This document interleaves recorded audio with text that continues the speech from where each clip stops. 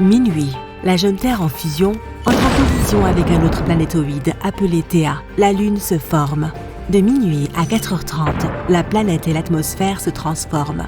Les continents fusionnent pour former des supercontinents. Ils se séparent à nouveau. Cela se produit tous les 400 millions d'années, soit toutes les 2 heures sur l'horloge. À 5h30, les premiers organismes unicellulaires commencent leur vie dans l'océan. Il est 8 heures lorsque les premiers virus apparaissent.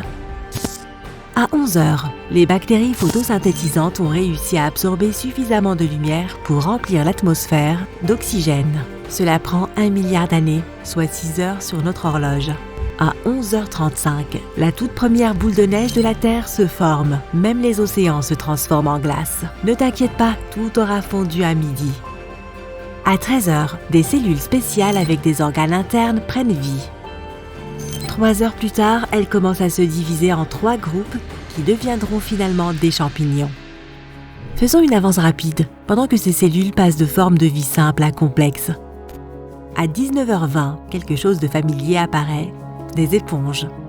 Il est 19h55 et la Terre gèle à nouveau. Elles fond en 2 minutes.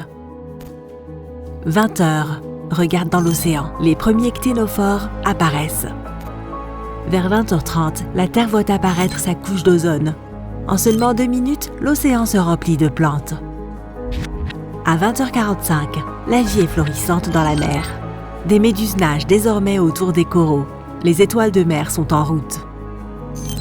À 20h52, on peut voir des traces sur le fond de l'océan. Les créatures ont commencé à ramper. Il est 21h10. Les créatures marines décident d'aller explorer la terre ferme. 30 secondes plus tard, différents animaux et plantes apparaissent. Ils se répandent sur toute la planète en un instant. 21h41, c'est l'heure des premiers insectes.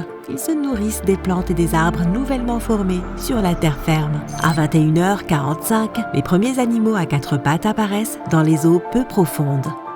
À 22h10, ces créatures à 4 pattes se divisent en groupes qui deviendront plus tard des mammifères, des reptiles, des oiseaux et des dinosaures. À 22h30, tout disparaît. Une extinction massive a lieu. Elle est provoquée soit par un énorme astéroïde, soit par une énorme éruption volcanique. Seuls 5% des espèces survivent.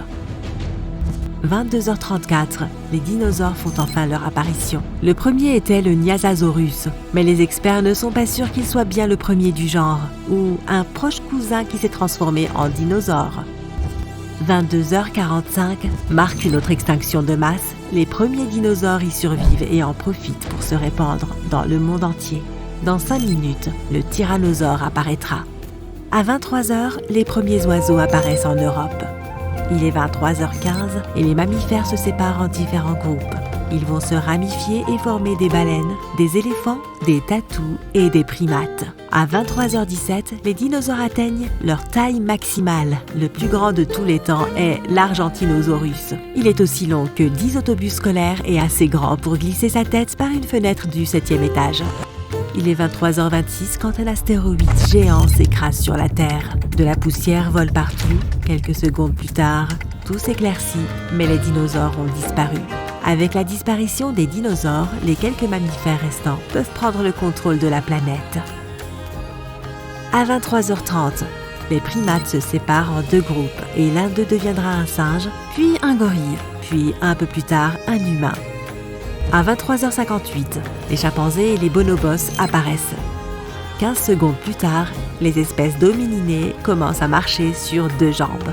Il est 23h59 et 23 secondes. C'est l'heure à laquelle les humains apparaissent en Afrique. Une seconde plus tard, ils ont migré dans le monde entier. Ils n'ont pas de langage et ne peuvent pas utiliser ni créer d'outils. Cela se produit à 23h59 et 58 secondes, soit 2 secondes avant la fin de la journée, il y a 100 000 ans. Notre espèce humaine, complexe, est enfin apparue.